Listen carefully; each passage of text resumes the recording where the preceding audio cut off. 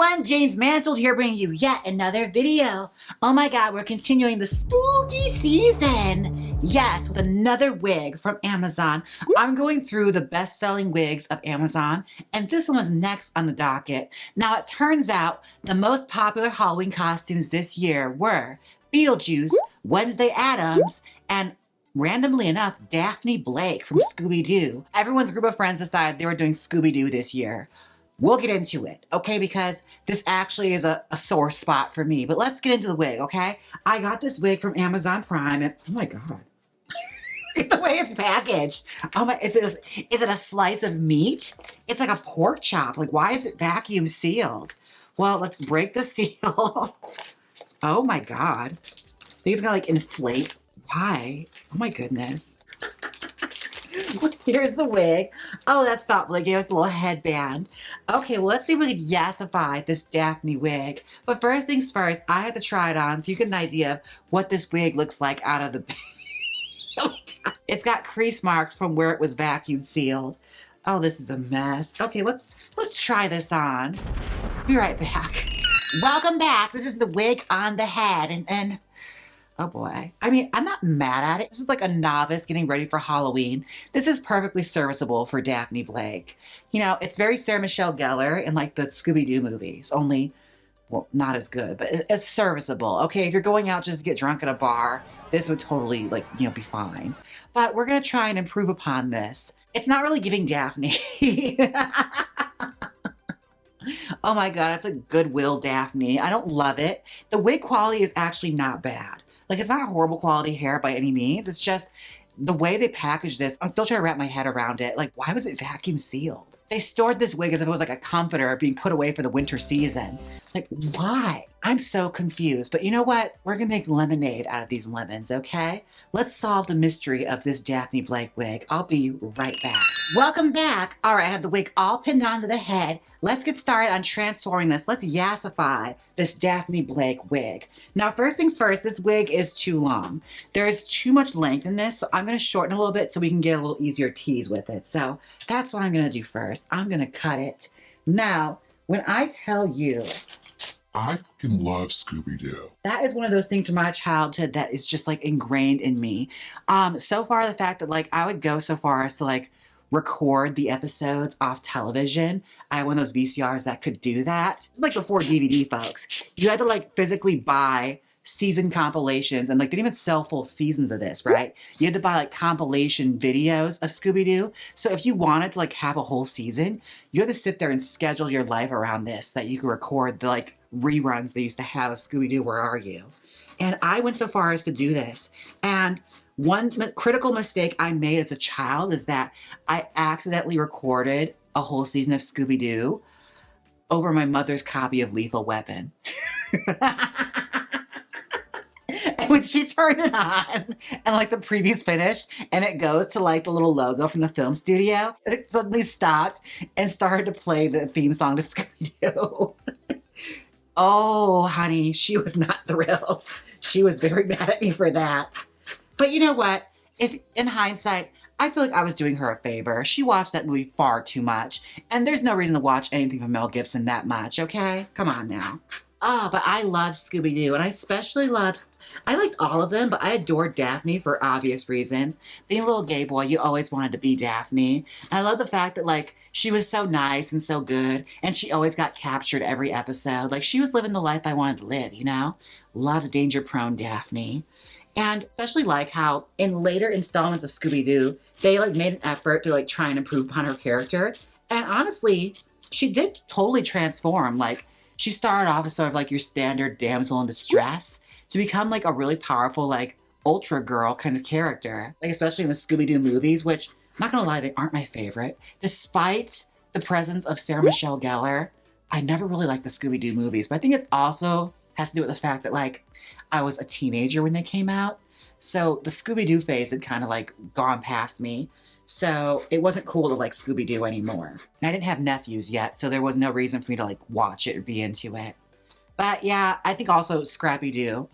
Justice for Scrappy-Doo, the way they did him dirty in that franchise. There was a real emphasis in like the early 2000s to like be really anti-sidekick. Or if there was like a sidekick character, they're always just like knocking them down. It kind of reminds me of like in the Barbie movie how like they shit on Midge for no reason. Like, what was that about? Oh my God, it sounds like Romy Michelle. And I can't believe she took your burger. What was that? Oh, yeah. Yeah, Daphne Blake. Stylish, super stylish. I think my favorite moment of her would have to be the like reboots they would do later on. I remember this, like the very nearing of like before I started to grow out of Scooby-Doo. I was there for Scooby-Doo on Zombie Island. And bitch, when I tell you, that movie holds up. I could still watch that today and be entertained. Like, that's a good movie. And I love the way they aged them up and brought them into modern times in a very convincing and fun way. And I also love the idea of, taking on a mystery they think is a fake and it's not. Because that was always Scooby-Doo's MO. Like, you had to get chased by all these ghosts and goblins and everything. But at the end of the day, it's always just some guy in a suit. Well, Scooby-Doo on Zombie Island took that and spun it on its head. All right, she is cut. Add a few layers in that so I can tease it up. Let's start styling it. Okay. This, again, the creases in this is criminal, girl. Like, look at the creases from it. Like, from being vacuum sealed like that. Oh my God. If I got this, I'd be pissed. All the extra work you have to do. But you know what? We're going to take this and make a teachable moment. If you get a wig that's poorly packaged like this, there's ways to salvage it and work around it. And the way I'm going to work around this is add teasing to it, which you already know I was going to do that anyway. But now we really have a reason to because, girl, it's like a dinosaur hump in the back of the wig. Like, check that out. It's like a stegosaurus.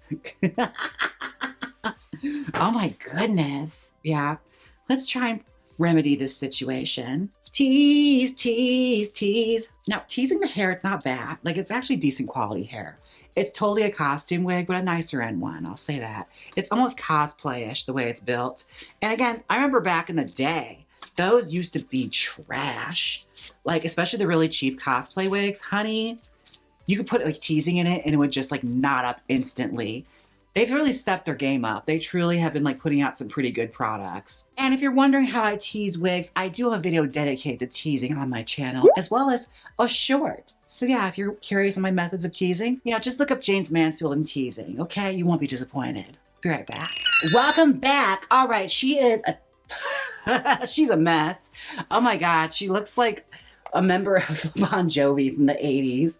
Oh my God. Living on a prayer. Yeah, no, not exactly what we're going for, but it's a start because I'm trying to get like the cartoon version of Daphne where her had like that big ass solid bang. So let's see what we can get to, okay? We're gonna try this out. Let's see what we can do with this little wig they gave us. I feel like it's totally achievable. What I'm gonna do is just pick a section and just bring it forward like that. And we're gonna work that into like being a bang. Yeah, that's what we're gonna do. And I think we can make it happen. I think we have it in us. Yeah, so far it's kind of already given us that little shape that we kind of want. It's kind of forming, but we have to work with it, okay?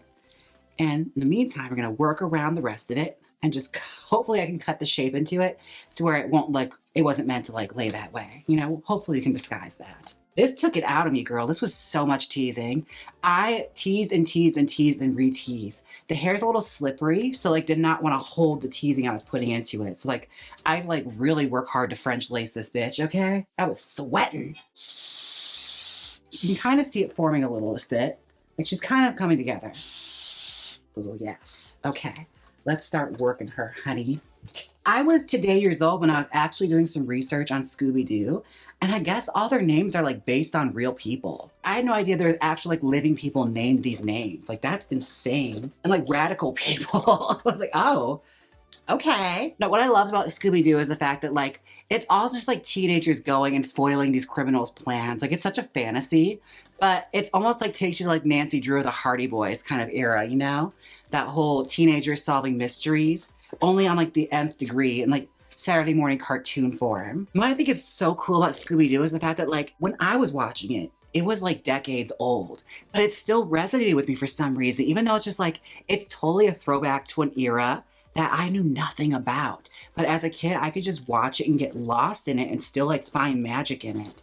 And that's how you know you got something good, okay? Like Hannah-Barbera, honey, they were tapping into something that nobody else was. And like, even though like you can watch like a lot of their shows, what I love most about Hannah-Barbera is, bitch, they were the cheapest studio in the world. Like they would take one idea and pump out like 6 different variants of the same idea. For every Scooby-Doo, there was a Jabberjaw or any kind of talking animal with a group of prototype like Archie comics kind of teens, all solving mysteries. And I used to love when they had the crossovers with other IPs like the Scooby-Doo movies. Girl, they had the mamas and the papas as guest stars. I lived. No idea as a kid who the hell Mama Cass was, but that was one of my first experiences like learning who she was and learning about her music. And from there, it just kind of snowballs, you know? And Scooby-Doo, especially during the chase scenes, they used to have some bops. Like the music they would play were all like contemporary popular music for that time. And it's always just like 1970s pop music, you know, like Hermits and stuff like that. Like really fun British bands. Whoever was like the hot topic, like pop band at that time, they had them playing their music in the background during chase scenes. And what also is interesting is like, I had no idea that watching this as a little kid, but like I only watched them like through reruns on Cartoon Network.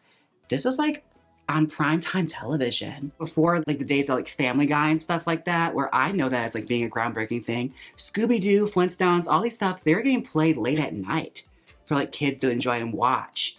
Like that's really interesting to me. Like, it was even like a part of that programming even back then. Like they saw the value in like having cartoons like this. And Hanna-Barbera, it's no longer around. It's been absorbed by Cartoon Network Studios. All their like characters now exist under their umbrella. But honestly, when they were good, they were great. They were pumping out amazing content. Like from that to Josie and the Pussycats and all sorts of like amazing shows. And anyone that was like popular at that time ended up getting a TV show. Like the Harlem Globetrotters and everything, like everything. Yes, she's starting to form a little bit. You can kind of see it happening. You know, we're gonna let it marinate a little bit. I'm gonna try trimming some of the bangs. Not too crazy because I don't want to like ruin it. I think she's kind of getting there. It kind of looks like the cartoon. Now the layering on this wig, like there's a part of this wig that looks like it was pre-cut. Like right here. Like I don't know what happened here. I didn't cut that. But it's like cut really short and weird for some reason. So I'm trying to like disguise it a little bit because it's really kind of working against my hairstyle. It's a little irritating, but it's not one of the layers I cut into it, which is a little, it's annoying, but you know, that comes with the territory. You got to work with what you got. It's like, feels like it was a return and someone just like prepackaged it again. Oh, so as I mentioned earlier, this is one of the most popular costumes this year was Scooby-Doo and the gang. And let me just say this, I mentioned this before on live streams, but I'll say it again. I pitched to my friend group that I wanted to do the Scooby-Doo gang because they always dress up for Halloween. And last year they did Disney princesses. And I'm sorry, I just didn't want to partake in that theme. So this year I pitched, let's do the Scooby-Doo gang. And then they told me, oh, no. We're all getting together and we want to do the Sailor Moon Scouts. And I thought, okay, well, I'll sit this one out too because I don't want to wear that costume. Love Sailor Moon. I just don't want to dress up as it. Because again, I have to like love it. And I want to do like a gay guy version of Velma. That's what I wanted my costume to be. I didn't even want to be Daphne. I want to be Velma. I don't know why. I think it's just that I wanted to wear, I had the red shorts, so I don't have to get like the red sweater and the glasses and boom, my costume's done. But no, they said they were doing Sailor Moon, so I was like, okay, fine. So come Halloween, I see pictures on my friend's Instagram story of all of them dressed as the Scooby-Doo gang last minute. They hard left turn and all decided instead of doing Sailor Moon, they're gonna do Scooby-Doo. And I'm still mad about it. I'm still furious. I want to do Scooby-Doo, although in hindsight, I can understand why they didn't tell me because I wouldn't have gone out.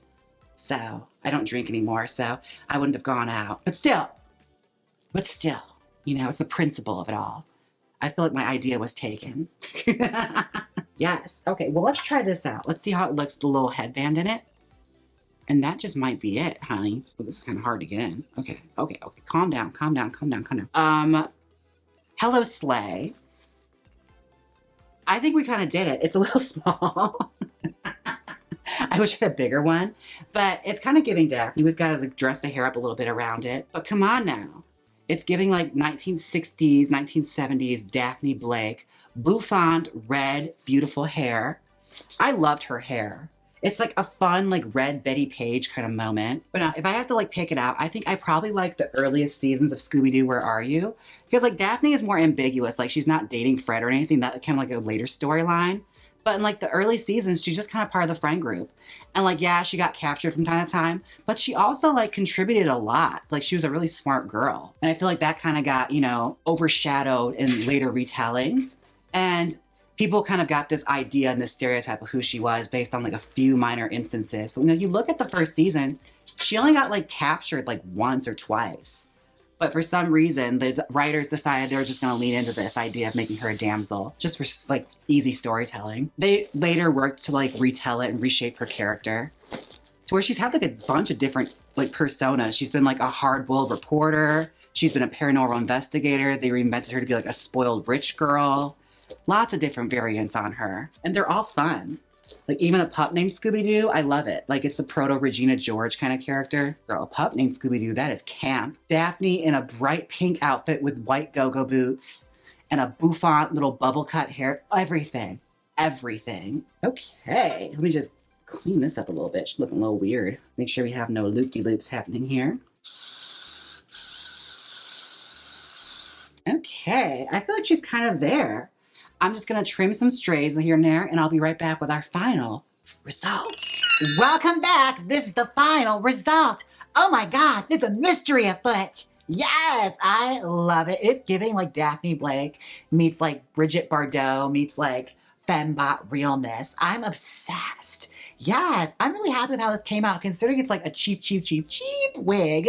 I feel like we managed to spin some magic into these tresses. This was the third most popular costume wig on Amazon, so I can understand why. Being Daphne Blake is pretty fabulous. As far as like a power fantasy goes, Daphne Blake is right up there for me, okay? Always loved her. She's always been fabulous. She will always be fabulous, okay? And I had to take a moment for my wiglets. Roll it! Good thank you to my wiglets, Jacob, Louise, Sponge King, Ernie, Duke, Just BKZ, Vera, myself, Hairface, So Many Kitties, JT, Christine, Curtis, Romeo and Juliet, Jose, Darth Curray, Catalina, Miss Lansing, Maureen, Veronica, Molly, Carl, Dolores, Loreza, Martha, Harmon, Astro, B-Rex, Matthew, Roger, Brian, Margarita, Adam, Becca, Chrissy, Akoni, Jason, JJ, Nisi, Roy, Selena, Ricky, Dirkus, Myron, Gwendolyn, Kat, Eliza, Hermage, Hunter, Homeo, Ramona, Ember, Daniel, Tyler, Miss Mosey D, Robin, Macon, Cat, and Ava.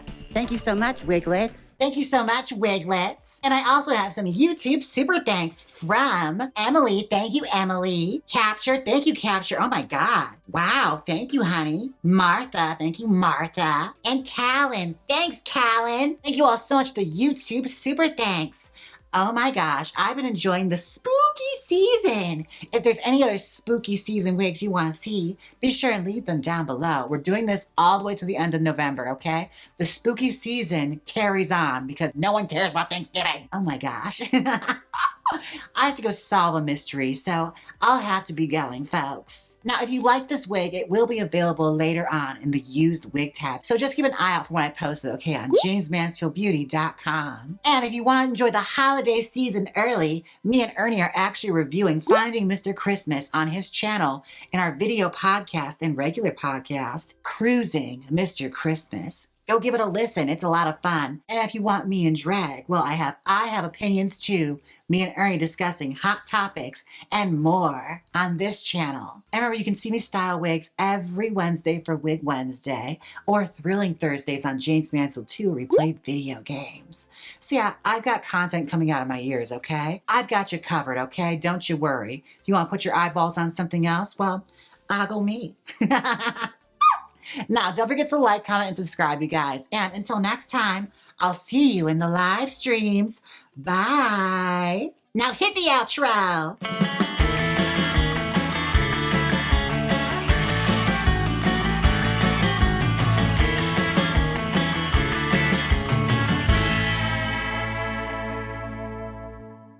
Click here and watch Iconic Redheads and Margaret. Or see I Have Opinions Too, our podcast where I just say things. Come on, click it. You know you want to. If you don't click it, I'll make you walk the plank. So click it. Daylight getting